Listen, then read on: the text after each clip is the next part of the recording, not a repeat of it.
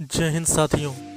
दोस्तों, इस वीडियो में मैं एक स्टोरी की बात करूंगा। एक कहानी है जो कि अभ्यर्थी के मानसिकता से और हर तरह से जो कि एक अभ्यर्थी से जुड़ी होती है, उस चीज़ को मैं शेयर करने वाला हूं। और एक ऐसे ही अभ्यर्थी हैं जिनका इस कहानी से बहुत ही उन्हीं के ऊपर आधारित ये कहानी है। और ये कहानी ज़्यादा लंबी नहीं रहेगी और आप इस चीज़ को सुनकर ये चीज़ महसूस करेंगे और ये चीज़ पाएंगे कि ये हर एक अभ्यर्थी की अपनी लाइफ होती है, जिसमें उसे इस दौर से गुज़रना ही पड़ता है। बिना इन सब चीज़ों को देखे कोई अभ्यर्थी कामयाबी तक नहीं पहुंच सकता है। लेकिन फिर भी जब सारी कोशिशें की जाएं, सारी चीज़ें आपके साथ वो हों जिसे एक अभ्यर्थी महसूस करता है, उसके बाद भी जब आप उन सारी परेशानियों से, उन सारी चीज़ों से जब पार जाते हैं, तब भी आपको कामयाबी नहीं मिलती, तो ऐसी सिचुएशन में बहुत सारे अभ्यर्थी जो टूट जाते हैं। तो ऐसी ही कुछ आधारित बातें हैं जिसको मैं आपसे इस वीडियो में शेयर करने वाला हूं। तो आप इस चीज़ को पहले समझने की कोशिश कीजिएगा कि हर एक अभ्यर्थी के जीवन में ये एक पार्ट ऑफ लाइफ होता है, ये पार्ट ऑफ स्टूडेंट्स लाइफ है। क्योंकि इन सब चीज़ों से गुजरना तो एक अभ्यर्थी के लिए होता ही है, ये तो इसमें कोई दो राय नहीं। आपने सारी पढ़ाइयाँ पूरी कर ली, हाई स्कूल हो गया, 12th हो गया, ग्रेजुएशन हो गया।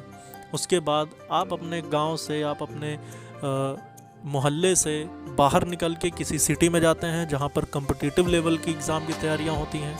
या फिर बहुत सारे अभ्यर्थी ऐसे हैं जो कि घर पे ही रह के अपनी पढ़ाइयों का एक पूरा माहौल बना के और अपनी पढ़ाइयाँ कंटिन्यू रखते हैं और उसके बाद वो वहीं से अपनी कामयाबी हासिल कर लेते हैं। लेकिन ऐसा 10% ही लोग होते हैं जो अपने ही गांव में रह के पढ़ाई करते हैं और उन्हें वहीं से कामयाबी मिल जाती है। लेकिन कामयाबी हासिल करने वाला 90% स्टूडेंट अपने घर को छोड़कर बाहर रहकर तैयारी करता है, और या तो फिर वो घर पे ही रह के ऐसी तैयारी करता है जिस तरह से एक हॉस्टल बॉय करता है।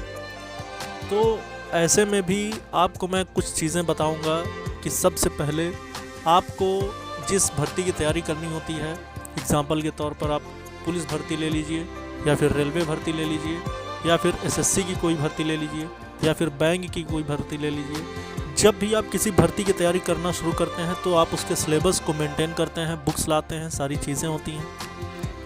लेकिन आप एक बार एग्ज़ाम आपके नज़दीक आया, चला गया, फिर एग्ज़ाम आया, चला गया, तो कितनी ही बार एग्ज़ाम आप देते हैं और आपका एग्ज़ाम क्लियर नहीं हो पाता है, तो माइंड में एक डिमोटिवेशन आ जाता है कि यार आखिर कब तक ऐसी चीज़ें चलती रहेंगी। फॉर्म के रेट्स देखते हैं, 1000 रुपये, 800 रुपये मिनिमम, तो अगर पुलिस भर्ती की बात करें तो 400 रुपये। तो ये बार बार रिवाइज़ होना, फिर नई बुक्स लाना, नई किताबें लाना, ये सारी चीज़ें करते करते एक टाइम ऐसा आ जाता है कि जब तमाम चीज़ों में हमें हार का सामना करना पड़ता है, उसके बाद भी हमें कामयाबी नहीं मिलती। तो घर वालों का प्रेशर, और अगर नहीं भी रहता तब भी अपने माइंड में एक प्रेशर बन जाता है कि यार आखिर कब तक हम ऐसी चीज़ों से गुज़रते रहेंगे।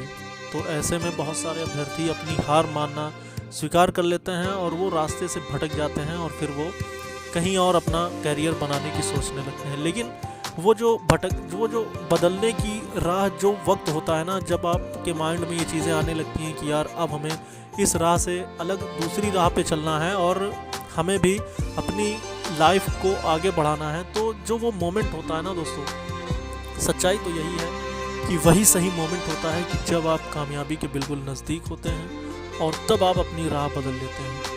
तो ऐसी चीज़ों को लेकर अब आप देख रहे होंगे कि एक भर्ती आती है, 4 साल लग जाते हैं, 5 साल लग जाते हैं। लेकिन इससे ज़्यादा बड़ा इफ़ेक्टिव बात ये होती है कि जब सही वक्त आने वाला होता है, तब सबसे ज़्यादा आपका माइंड ये सोचने के लिए मजबूर हो जाता है कि अब आपको राह बदल लेनी है। लेकिन वही सही वक्त होता है जब आप कामयाबी के नज़दीक होते हैं। तो ऐसे में उन अभ्यर्थियों को सलाह है, चाहे वो रेलवे का हो, चाहे एसएससी का हो, या पुलिस भर्ती का हो, वो डिमोटिवेट ना होकर अपनी राह को और थोड़ा सुदृढ़ कर ले और उस पर अपने तन और मन से और लग जाए, तो शायद उसकी कामयाबी उसके नज़दीक आ जाएगी। दोस्तों, इस वीडियो में इतना ही। जय हिंद।